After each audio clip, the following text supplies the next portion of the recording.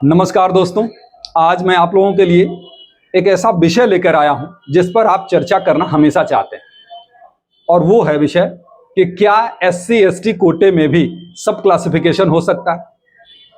और ये टॉपिक बड़ा ही इंटरेस्टिंग भी है और बड़ा सेंसिटिव भी है। अब सेंसिटिव क्यों है वो आगे मैं बताऊंगा। पहले मैं ये बता दूं कि इस विषय पर चर्चा करने की आखिर जरूरत आज क्यों पड़ रही है।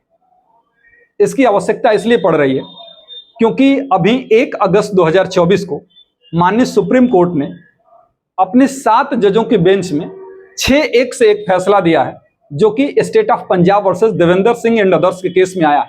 और उसमें यह निर्णय आया है कि एससी एसटी कोटे में भी सब क्लासिफिकेशन हो सकता है, यानी कोटे में भी कोटा हो सकता है। अब इस निर्णय के आने के बाद भूचाल सा आ गया है, मानो सब लोग अपने अपने हिसाब से इसका इंटरप्रिटेशन कर रहे हैं और लग रहा है जैसे बहुत बड़ा परिवर्तन हो गया है। चलिए इस डिसीजन का हम पोस्टमार्टम करते हैं और समझते हैं कि वास्तव में इस डिसीजन का क्या मतलब है। और अगर मेरी किसी बात से आप लोगों की भावनाएं आहत हों तो उसको अदरवाइज मत लीजिएगा, क्योंकि सिर्फ इस जजमेंट को की व्याख्या करना हमारा उद्देश्य है, आपकी भावनाओं को आहत करने का हमारा बिल्कुल उद्देश्य नहीं है। ये इशू बड़ा सेंसिटिव है, मैंने शुरू में ही बताया था। और इशू सेंसिटिव इसलिए है क्योंकि रिजर्वेशन एक ऐसा मुद्दा है जिस पर हर व्यक्ति अपनी अपनी राय रखता है। मतलब अगर कोई व्यक्ति किसी भी प्रकार से रिजर्वेशन का कोई फायदा नहीं उठा पा रहा तो उसकी ओपिनियन जनरली यही होती है कि रिजर्वेशन वैसे तो ठीक था, लेकिन अब रिजर्वेशन का जरूरत नहीं रह गया है, यानी इसका मिसयूज बहुत हो गया है। रिजर्वेशन देश को बर्बाद कर देगा। योग्य लोग उस पद पर नहीं बैठ पा रहे हैं, रिजर्वेशन के कारण अयोग्य लोग बैठ जा रहे हैं। वहीं दूसरी तरफ जब हम देखते हैं कि किसी भी प्रकार से जब कोई व्यक्ति रिजर्वेशन का बेनिफिट ले रहा है तो उसे यह लगता है कि जो रिजर्वेशन या जिस आधार पर रिजर्वेशन उसे मिल रहा है वो तो बहुत सही है, लेकिन अन्य आधारों पर जो रिजर्वेशन मिल रहे हैं उसका मिसयूज बढ़ रहा है, या उसको ऐसे लोग भी उठा पा रहे हैं जो वास्तव में उसके हकदार नहीं, और जो वास्तव में हकदार हैं उन तक ये बेनिफिट पहुंच नहीं पा रहा।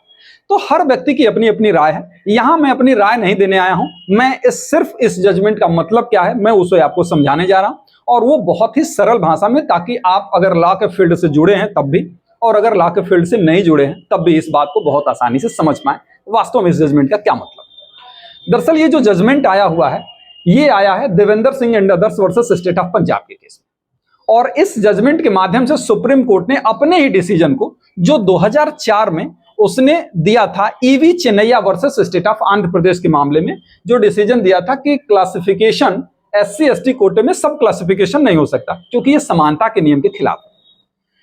समानता के नियम के खिलाफ इसलिए है क्योंकि जब पहले से ही एक कोटा निर्धारित कर दिया गया है कि एक वर्ग में आने वाले व्यक्तियों के साथ इक्वल बिहेवियर किया जाए, तो उस वर्ग में लोगों में अगर जब हम सब क्लासिफिकेशन करेंगे तो कहीं ना कहीं इक्वलिटी के रूल का वायलेशन होगा, और जो नहीं होना चाहिए। तो इस आधार पर जो बताया गया था कि एससी एसटी कोटे में सब क्लासिफिकेशन नहीं हो सकता 2004 में E V Chinnaiah state of Andhra Pradesh के केस में, अब 20 साल बाद उस डिसीजन को पलट दिया गया इस केस में।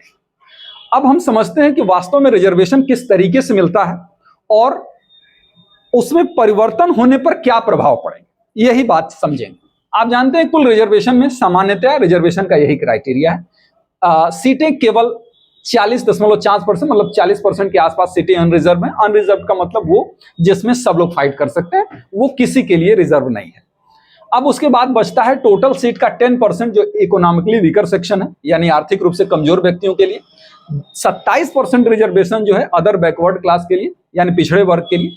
और 15% जो रिजर्वेशन है, मतलब 22.5% रिजर्वेशन एससी और एसटी के लिए है, और जिसमें से 15% एससी के लिए और 7.5% एसटी के लिए होता है। अब विवाद कहां है और इस जजमेंट का प्रभाव किस पर पड़ने वाला है, इसको समझते हैं। जैसे मान लीजिए ये बात हम लोग कर रहे हैं एससी एसटी कोटे की। मान लीजिए कि जैसे एससी कैटेगरी में इस डिसीजन का क्या प्रभाव होगा, इसको बहुत ध्यान से समझिएगा। एससी कैटेगरी में कुल मान लीजिए किसी राज्य में कुछ जातियां हैं, बहुत सारी जातियां, 30-40 जातियां हो सकती हैं, लेकिन मान लीजिए कि किसी राज्य में ऐसे मान लीजिए 5 जातियां हैं, हालांकि जातियां तो बहुत हो सकती हैं। तो इन 5 जातियों में इस जजमेंट का क्या प्रभाव होगा कि सब क्लासिफिकेशन किया जा सकता है। और सब क्लासिफिकेशन करने का मतलब इसमें से कुछ जातियों को जो है रिजर्वेशन कम दे दिया जाए और उसी कैटेगरी की आने वाली कुछ जातियों को रिजर्वेशन अधिक दे दिया जाए। जैसे मान लीजिए अगर राज्य सरकार को ऐसा लगता है कि ये जो कुछ जातियां हैं, 2 4 5 जातियां ऐसी हैं जो अब काफी विकास कर चुकी हैं और ऐसे लोगों का प्रतिनिधित्व राज्य की राय में सफिशिएंट लगभग हो गया है, तो ऐसे लोगों को रिजर्वेशन केवल अब 15% में से 5% मिलेगा और बाकी के 3 जो बचते हैं ऐसे लोगों को रिजर्वेशन मान लीजिए 10% मिलेगा। ठीक है, ऐसा राज्य सरकार कर सकती है। अब ये बवाल क्यों मचा है?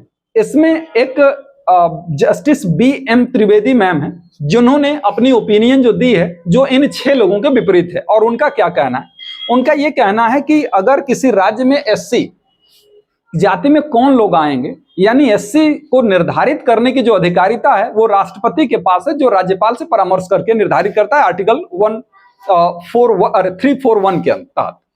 अब इसका प्रभाव ये होगा कि अब राष्ट्रपति की ये शक्ति बहुत कम हो जाएगी और राज्य सरकार अपना मनमाना करेंगी। इसलिए उन्होंने इससे असहमति जताई है कि क्लासिफिकेशन करना ठीक नहीं होगा। लेकिन ये स्थिति है, अब ये तो समझ में आ गया, ये तो बड़ा अच्छा लग भी रहा है और मुझे लगता है इस बात से सभी सहमत भी होंगे कि अगर कुछ जातियां जो पहले बहुत ज्यादा पिछड़ी हुई थी लेकिन अब डेवलप कर गई हैं, तो ऐसी जातियों को रिजर्वेशन कम कर दिया जाए और वही बेनिफिट अन्य जातियों को, उसी कैटेगरी में आने वाली अन्य जातियों को दिया जाए, इसमें कोई बुराई भी नहीं। लेकिन बवाल क्यों है, क्यों लोग इसका विरोध कर रहे हैं? इसलिए क्योंकि ये राज्य सरकार के हाथ में हो गया और यानी सरकार के हाथ में जब ये चीजें आएंगी तो इसका दुरुपयोग बढ़ेगा। दुरुपयोग कैसे बढ़ेगा? जैसे मान लीजिए किसी विशेष जाति का कोई नेता या किसी विशेष जाति का बेनिफिट लेने वाला जो पार्टी है कि किसी जाति विशेष का बेनिफिट लेके उसने सरकार बनाया है, तो वो करेगा क्या? उस जाति विशेष को बेनिफिट ज्यादा दे देगा और अन्य जातियां जो उसका समर्थन नहीं करती थी, जो उसको विरोध में थी, उनका रिजर्वेशन कम कर सकता है। यह दुष्प्रभाव हो सकता है। हालांकि इसका दुष्प्रभाव नहीं हो सकता क्योंकि सुप्रीम कोर्ट ने इस डिसीजन में अपनी 2 प्रतिबंध भी लगाए हैं इस बात पर। और वो 2 प्रतिबंध क्या है कि आप किसी भी तरीके से 100% रिजर्वेशन यानी 100% जो सब क्लासिफिकेशन है वो एक ही जाति को नहीं दे सकते। ऐसा नहीं कर सकते कि पूरा का पूरा 15% उठा के आपने किसी एक ही जाति को दे दिया और कह दिया कि बाकी जातियां तो आगे बढ़ गई हैं, उन्हें अब रिजर्वेशन की जरूरत नहीं है। अब यही एक जाति बची हुई है जिसे रिजर्वेशन की जरूरत है, इसलिए पूरा का पूरा 15% रिजर्वेशन केवल उसी जाति को दे दिया जाए। तो ऐसा आप नहीं कर सकते, एक बात। दूसरी बात यह है कि आप ऐसा जब भी कोई क्लासिफिकेशन करेंगे तो उसमें सफिशिएंट डेटा आपके पास होना चाहिए कि ये करने का आपके पास युक्त आधार होना चाहिए कि इस जाति को अब जरूरत कम है और इस जाति की जरूरत ज्यादा है, यानी अभी भी वो जातियां बहुत पिछड़ी जिनको रिजर्वेशन की विशेष जरूरत है। तो इसका पर्पज यही है कि उन जातियों को जो अभी भी इन 50-70 सालों में डेवलपमेंट नहीं हो पाया, उनका वो अभी भी उनका प्रतिनिधित्व नहीं है, उनके प्रतिनिधित्व को बढ़ाया जाए और उस प्रतिनिधित्व को उसी कैटेगरी में, ऐसा नहीं है कि वो बेनिफिट किसी का काट के किसी अन्य कैटेगरी को, एसटी को नहीं जाएगा, एससी मामला जो होगा वो एससी को ही उसका बेनिफिट मिलेगा। ये जजमेंट का मतलब है। अब हमारा जो बात है कि क्या ये बात अभी सुप्रीम कोर्ट के सामने पहली बार आई है? जी नहीं, इससे पहले बहुत लंबी कहानी है, वो मैं डिस्कस करता हूं या आपके एकेडमिक पर्पज के लिए उसकी वजह का भी कारण बनेगा कि आखिर ये आज इश्यू में क्यों आया। देखिए, सबसे पहले ये मामला आया था ओबीसी के लिए, और ओबीसी के लिए आपको बता दूं कि ये Balaji versus state of Mysore, Balaji versus state of Mysore के संबंध में केस ये 1963 में ही आया था कि ओबीसी कैटेगरी के भीतर, एससी के नहीं, एससी की बात अभी हो रही, ओबीसी कैटेगरी के भीतर क्या सब क्लासिफिकेशन हो सकता है, यानी उपवर्गीकरण हो सकता है। तो इस मामले में Balaji versus state of Mysore के केस में माननीय सुप्रीम कोर्ट ने इसे कहा था कि ऐसा नहीं कर सकते आप, ये स्वतंत्रता के नियम और समता के नियम के खिलाफ होगा। तो उस समय बात वहीं खत्म हो गई। फिर उसके बाद हुआ क्या कि इसी प्रकार का ओबीसी कैटेगरी से ही मामला जो है इंदिरा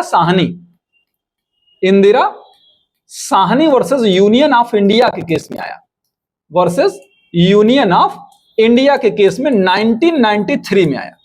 और जो judgement Balaji versus state of Mysore के केस में दिया गया था कि नहीं हो सकता, अब वही Indira Sawhney versus union of India के केस में दे दिया गया जजमेंट कि नहीं, ओबीसी कैटेगरी के भीतर सब क्लासिफिकेशन हो सकता है। और यहां 2 क्लास बना दिए गए, और 2 क्लास बना दिए गए, एक बना दिया गया क्रीमी लेयर और एक नॉन क्रीमी लेयर, यानी एक संपन्न वर्ग और एक पिछड़ा वर्ग।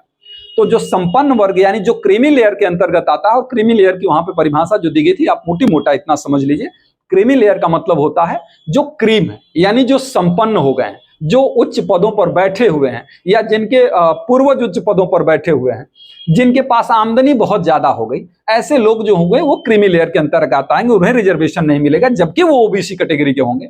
और वहीं दूसरी तरफ जो अन्य ओबीसी वर्ग के लोग होंगे उनको उनका भी बेनिफिट मिलने लगेगा। तो ये बात Indira Sawhney versus union of India के केस में आया था और वहां से लागू भी हो गया था, तो अब उसमें कोई प्रॉब्लम नहीं है, उसमें लागू होता है, उपवर्गीकरण हो सकता है। एससी के और एसटी के संबंध में यह बात नहीं कही गई थी।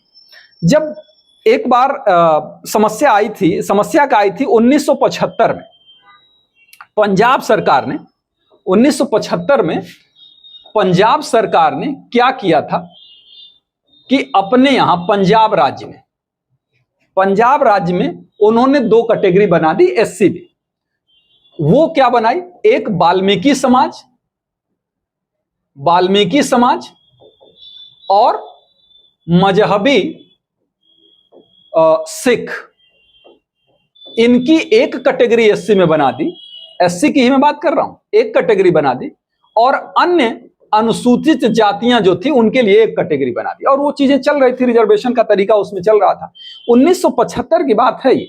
लेकिन जब 2004 में ईवी चिन्नैया का जब डिसीजन कोर्ट का आया, तो फिर इस चीज को चैलेंज कर दिया गया पंजाब हाई कोर्ट में 2006 में पंजाब हाई कोर्ट में चैलेंज कर दिया गया कि सुप्रीम कोर्ट ने कहा है कि एससी कोटे में सब क्लासिफिकेशन नहीं हो सकता।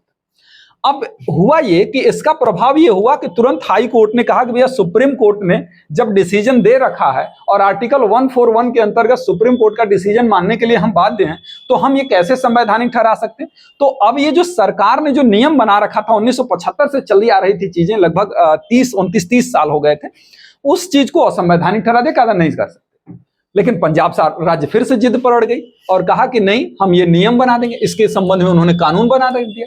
अब उसी को चैलेंज फिर से किया गया, तो वही मामला चलता आ रहा था, और इस तरीके से आपको उसके डिसीजन के रूप में आप state of Punjab versus Devendra Singh others के रूप में 2024 में ये जजमेंट आ गया कि नहीं, अब एससी कोटे में भी जैसे ओबीसी कोटे में, तर्क इसमें दिया गया था यही, तो ओबीसी कोटे में जैसे सब क्लासिफिकेशन हो सकता है, एससी कोटे में भी सब क्लासिफिकेशन हो सकता है। इसमें कहीं कोई प्रॉब्लम नहीं होनी चाहिए किसी व्यक्ति को।